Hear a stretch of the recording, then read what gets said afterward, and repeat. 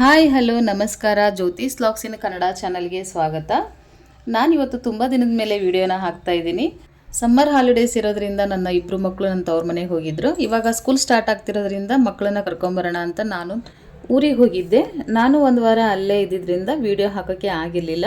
ಊರಿಂದ ಬರೋವಾಗ ಬಾಳೆಗೊನೆನ ತೊಗೊಂಬಂದಿದ್ದೆ. ಇನ್ನೂ ಹಣ್ಣಾಗಿರಲಿಲ್ಲ, ಕಾಯಿತ್ತು. ಹಾಗಾಗಿ ಮಕ್ಕಳು ಇನ್ಮೇಲೆ ಮನೇಲಿರೋವಾಗ ಕೇಳ್ತಾನೆ ಇರ್ತಾರೆ ತಿನ್ನೋಕೆ ಏನಾದರೂ ಬೇಕು ಅಂತ. ಹಾಗೆ ಬಾಳೆಕಾಯಿ ಇರೋದ್ರಿಂದ ಬಾಳೆಕಾಯಿ ಚಿಪ್ಸ್ ಮಾಡೋಣ ಅಂತಂದು ಬಾಳೆಕಾಯಿ ಚಿಪ್ಸ್ ಮಾಡ್ತಾಯಿದ್ದೀನಿ. ನಾನಿಲ್ಲಿ ಚಿಪ್ಸ್ ಮಾಡೋದಕ್ಕೆ ಒಂದು 10 ಏಲಕ್ಕಿ ಬಾಳೆ ತೊಗೊಂಡಿದ್ದೀನಿ. ನೀವು ಬೇಕಿದ್ದರೆ ಏಲಕ್ಕಿ ಬಾಳೆಕಾಯಿ ಆದರೂ ತೊಗೋರಿ ಅಥವಾ ಪಚ್ಚೆ ಬಾಳೆಕಾಯಿ ಆದರೂ ತೊಗೋಬೋದು. ಇವಾಗ ನಾನು ಬಾಳೆಕಾಯ್ದು ಸಿಪ್ಪೆ ತೆಗಿಬೇಕು. ಸಿಪ್ಪೆ ತೆಗಿಯೋಕ್ಕೆ ಮುಂಚೆ ಕೈಗೆ ಸ್ವಲ್ಪ ಕೊಬ್ಬರಿ ಎಣ್ಣೆನ ಹಚ್ಕೊತಾ ಇದ್ದೀನಿ. ಈ ರೀತಿ ಕೊಬ್ಬರಿ ಎಣ್ಣೆ ಹಚ್ಕೊಳ್ಳೋದ್ರಿಂದ ಬಾಳೆಕಾಯಲ್ಲಿ ಅಂಟಿನಂಶ ಇರುತ್ತೆ. ಈ ಅಂಟಿನಂಶ ನಮ್ಮ ಕೈಗೆ ಹತ್ತಬಾರ್ದು ಅಂದರೆ ಕೊಬ್ಬರಿ ಎಣ್ಣೆನ ಹಚ್ಕೋಬೇಕು. ಹಾಗೆ ಒಂದು ಚಾಕು ತೊಗೊಂಡು ಈ ಮೇಲ್ಗಡೆ ಸಿಪ್ಪೆ ಮಾತ್ರ ಟಚ್ ಆಗೋ ರೀತಿ ಈ ರೀತಿ ಮಾರ್ಕ್ ಮಾಡಿಕೊಂಡು ಒಳಗಡೆ ಕಾಯಿಗೆ ಗಾಯ ಆಗದೆ ಈ ರೀತಿ ಕಟ್ ಮಾಡಿಕೊಂಡು ಕೈಯಿಂದ ಈ ರೀತಿ ಸಿಪ್ಪೆ ತೆಗೆದ್ರೆ ಆಯಿತು. ನೋಡಿ, ಎಲ್ಲ ಸಿಪ್ಪೆ ತೆಗೆದಿದ್ದಾಗಿದೆ. ಹಾಗೆ ಕೈಯಲ್ಲಿ ಬೇಡ, ನಾವು ಚಾಕುದಲ್ಲಿ ತೆಗಿತೀವಿ ಅಂದರೆ ನೋಡಿ, ಈ ರೀತಿ ಚಾಕುನಲ್ಲಾದರೂ ನೀವು ಸಿಪ್ಪೆನ ತೆಗಿಬೋದು. ಈ ರೀತಿ ಚಾಕುನಲ್ಲಿ ಸಿಪ್ಪೆ ತೆಗೆದ್ರೆ ಸಿಪ್ಪೆ ಜೊತೆ ಬಾಳೆಕಾಯಿನೂ ಕಟ್ಟಾಗುತ್ತೆ. ಹಾಗಾಗಿ ನಾನು ಕೈಯಲ್ಲೇ ಸಿಪ್ಪೆನ ತೆಗಿತಾ ಇದ್ದೀನಿ. ನೆಕ್ಸ್ಟ್ ಇವಾಗ ಒಂದು ಬೌಲ್ಗೆ ನೀರು ಹಾಕಿ ಸಿಪ್ಪೆ ತೆಗೆದಿರೋ ಬಾಳೆಕಾಯಿನ ಒಂದು 10 ರಿಂದ 15 ನಿಮಿಷ ನೆನೆಸಿಡ್ತಾ ಇದ್ದೀನಿ. ಈ ರೀತಿ ನೆನೆಸಿಡೋದ್ರಿಂದ ಚಿಪ್ಸು ಚೆನ್ನಾಗಿ ಬರುತ್ತೆ, ಹಾಗೆ ಬಾಳೆಕಾಯಿನೂ ಕಪ್ಪಾಗೋದಿಲ್ಲ. ನೆಕ್ಸ್ಟ್ ಇವಾಗ ನೆನೆಸಿಟ್ಟಿರೋ ಈ ಬಾಳೆಕಾಯಿನ ತೆಗೆದು ಒಂದು ಕಾಟನ್ ಬಟ್ಟೆ ಮೇಲೆ ಹಾಕಿ ನೀರಿನ ಅಂಶ ಎಲ್ಲ ತೆಗಿತಾ ಇದ್ದೀನಿ. ನೋಡಿ, ಇಷ್ಟು ಮಾಡಿದರೆ ಆಯಿತು. 2 ನಿಮಿಷ ಈ ರೀತಿ ಹಾಗೆ ಒರೆಸ್ಬಿಟ್ಟು ಇಟ್ಟರೆ ಗಾಳಿಲಿ ನೀರಿನ ಅಂಶ ಎಲ್ಲ ಹಾರ್ಕೊಳ್ಳುತ್ತೆ. ಇವಾಗ ನಾನು ಚಿಪ್ಸಿಗೆ ಉಪ್ಪು ನೀರನ್ನು ಮಾಡ್ಕೋಬೇಕು. ಉಪ್ಪು ನೀರು ಮಾಡ್ಕೊಳ್ಳೋದಕ್ಕೆ ನಾನಿಲ್ಲಿ ಒಂದು ಬೌಲಿಗೆ ಸ್ವಲ್ಪ ನೀರು ಹಾಕಿ ಕಲ್ಲುಪ್ಪನ್ನು ಸೇರಿಸ್ತಾ ಇದ್ದೀನಿ. ಹಾಗೆ ಸ್ವಲ್ಪ ಅರಿಶಿಣ ಪೌಡ್ರನ್ನ ಸೇರಿಸಿ ಚೆನ್ನಾಗಿ ಮಿಕ್ಸ್ ಮಾಡ್ಕೋಬೇಕು. ಉಪ್ಪು ನೀರು ಎಲ್ಲ ಚೆನ್ನಾಗಿ ಮಿಕ್ಸ್ ಆಗಲಿ. ಸ್ವಲ್ಪ ಉಪ್ಪನ್ನು ಜಾಸ್ತಿನೇ ತೊಗೊಂಡಿದ್ದೀನಿ. ನೆಕ್ಸ್ಟ್ ಇವಾಗ ಚಿಪ್ಸ್ ಮಾಡೋದಕ್ಕೆ ಒಂದು ತುರಿಮಣೆನ ತೊಗೊಂಡಿದ್ದೀನಿ. ನಾನು ಮೀಡಿಯಮ್ ಸೈಜನ್ನು ಫಿಕ್ಸ್ ಮಾಡ್ಕೊಂಡಿದ್ದೀನಿ. ನಿಮಗೆ ಯಾವ ಸೈಜ್ ಬೇಕೋ ಆ ಸೈಜನ್ನ ಫಿಕ್ಸ್ ಮಾಡ್ಕೊಂಡ್ರೆ ಆಯಿತು. ಹಾಗೆ ನಾನಿಲ್ಲಿ ಒಂದು ಪಾತ್ರೆಯಲ್ಲಿ ಎಣ್ಣೆನ ಹಾಕಿಬಿಟ್ಟು ಕಾಯಕ್ಕೆ ಇಡ್ತಾ ಇದ್ದೀನಿ. ನೋಡಿ, ಇವಾಗ ಎಣ್ಣೆ ಕಾದಿದೆ. ಬಾಳೆಕಾಯಿನ ಈ ರೀತಿ ಎಣ್ಣೆಯಲ್ಲಿ ಎದ್ದಿ ತುರಿತಾ ಇದ್ದೀನಿ. ಈ ರೀತಿ ಬಾಳೆಕಾಯಿನ ಎಣ್ಣೆಯಲ್ಲಿ ಎದ್ದೋದ್ರಿಂದ ಬಾಳೆಕಾಯಿ ಚಿಪ್ಸು ಒಂದಕ್ಕೊಂದು ಅಂಟೋದಿಲ್ಲ. ಹಾಗೆ ತುರಿಮೆಣೆಗೆ ಬಾಳೆಕಾಯಿ ಒಳಗಿರುವಂತಹ ಅಂಟು ಸಹಿತ ಹತ್ತೋದಿಲ್ಲ, ಸುಲಭವಾಗಿ ಜಾರ್ಕೊಂಡು ಬರುತ್ತೆ. ನೋಡಿ, ನಾನು ಊರೆಯಾಗಿ ತೋರಿಸ್ತಾ ಇದ್ದೀನಿ. ಚಿಪ್ಸ್ ಎಲ್ಲ ಎಷ್ಟು ಚೆನ್ನಾಗಿ ಬರ್ತಾ ಇದೆ, ಸೈಜು ಸಹಿತ ಎಷ್ಟು ಚೆನ್ನಾಗಿ ಬಂದಿದೆ ನೋಡಿ. ಇವಾಗ ತುರಿದಿದ್ದಾಗಿದೆ. ಕಾದಿರೋ ಎಣ್ಣೆಗೆ ಹಾಕ್ತಾ ಇದ್ದೀನಿ.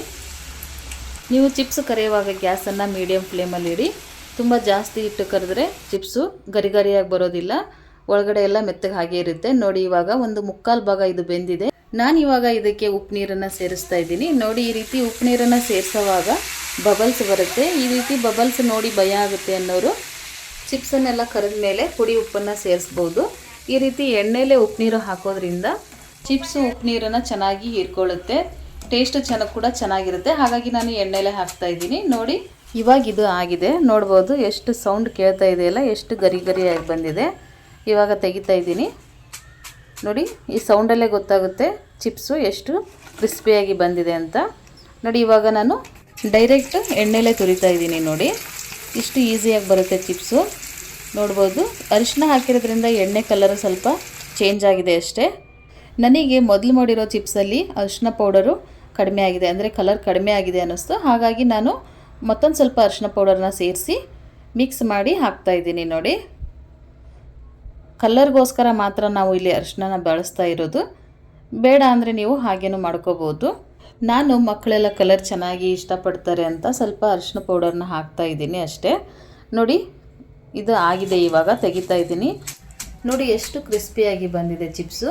ನಾನು ಯಾವಾಗಲೂ ಹೊರಗಡೆ ತಿಂಡಿನ ಮಕ್ಕಳಿಗೆ ಅವಾಯ್ಡ್ ಮಾಡ್ತೀನಿ, ಮನೇಲೇ ಏನಾದರೂ ಮಾಡಿಕೊಡೋದಕ್ಕೆ ನೋಡ್ತೀನಿ. ನೋಡಿ, ನೀವು ಸಹ ಈ ರೀತಿ ಹೊರಗಡೆ ತಿಂಡಿನ ಅವಾಯ್ಡ್ ಮಾಡಿ ಮನೇಲೇ ಮಾಡಿ ಅಂತ ಹೇಳ್ತೀನಿ. ಹಾಗೆ ನನ್ನ ಮಗನಿಗೆ ಈ ರೀತಿ ಸ್ಲೈಸ್ ಆಗಿ ಚಿಪ್ಸನ್ನು ಮಾಡಬೇಕಿತ್ತಂತೆ. ಹಾಗಾಗಿ ನಾನು ಈ ರೀತಿ ಸ್ಲೈಸ್ ಆಗಿ ಕಟ್ ಮಾಡಿ ಎಣ್ಣೆಯಲ್ಲಿ ಕರಿತಾ ಇದ್ದೀನಿ. ನೋಡಿ, ಅದು ಸಹ ಎಷ್ಟು ಚೆನ್ನಾಗಿ ಬಂದಿದೆ ಚಿಪ್ಸು. ಇವಾಗ ನಾನು ಎಲ್ಲ ಚಿಪ್ಸನ್ನು ಮಾಡಿ ತೆಗೆದಿದ್ದೀನಿ. ಒಂದು 10 ಬಾಳೆಕಾಯಲ್ಲಿ ಇಷ್ಟೊಂದು ಚಿಪ್ಸ್ ಮಾಡಿದ್ದೀನಿ. ನೋಡಿ, ಎಷ್ಟು ಚೆನ್ನಾಗಿ ಬಂದಿದೆ ಅಂದರೆ ಸೌಂಡ್ ಸಹಿತ ನೀವು ಕೇಳ್ಬೋದು, ಎಷ್ಟು ಕ್ರಿಸ್ಪಿಯಾಗಿ ಬಂದಿದೆ. ಈ ಚಿಪ್ಸನ್ನು ಏರ್ ಟೈಟ್ ಕಂಟೈನರಲ್ಲಿ ಹಾಕಿ ಒಂದು 15 ರಿಂದ 20 ದಿನ ಇಟ್ಟು ತಿನ್ಬೋದು, ತುಂಬ ಚೆನ್ನಾಗಿರುತ್ತೆ.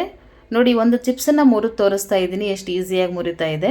ನಾನಿಲ್ಲಿ ಉಪ್ಪನ್ನು ಹಾಕಿ ಮಾಡಿದ್ದೀನಿ. ನಿಮಗೆ ಖಾರ ಬೇಕಿದ್ದರೆ ಖಾರ ಸಹಿತ ಹಾಕಿ ಮಾಡ್ಬೋದು, ತುಂಬ ಚೆನ್ನಾಗಿ ಬರುತ್ತೆ. ಇವಾಗ ಮಳೆಗಾಲ ಎಲ್ಲ ಸ್ಟಾರ್ಟ್ ಆಗ್ತಾ ಇದೆ. ಈ ರೀತಿ ಸಂಜೆ ಟೈಮಿಗೆ ಟೀ ಜೊತೆ ಸ್ನ್ಯಾಕ್ಸ್ ಇದ್ದರೆ ತುಂಬ ಚೆನ್ನಾಗಿರುತ್ತೆ. ನೀವು ಸಹಿತ ಈ ರೆಸಿಪಿನ ಟ್ರೈ ಮಾಡಿ. ಇವತ್ತಿನ ನನ್ನ ಈ ರೆಸಿಪಿ ನಿಮಗೆಲ್ಲ ಇಷ್ಟ ಆಗಿದ್ದರೆ ದಯವಿಟ್ಟು ಲೈಕ್ ಮಾಡಿ, ಶೇರ್ ಮಾಡಿ, ಕಮೆಂಟ್ ಮಾಡಿ, ನನ್ನ ಚಾನಲ್ನ ಸಬ್ಸ್ಕ್ರೈಬ್ ಮಾಡ್ಕೊಂಡು ನೋಡಿ ಅಂತ ಹೇಳ್ತಾ ನಾಳೆ ಮತ್ತೊಂದು ರೆಸಿಪಿ ಜೊತೆಗೆ ಸಿಗ್ತೀನಿ. ಅಲ್ಲಿವರೆಗೂ ಸರ್ವೇ ಜನ ಸುಖಿನೋ ಭವಂತು, ಅನ್ನದಾತೋ ಸುಖೀ ಭವ. Thank you.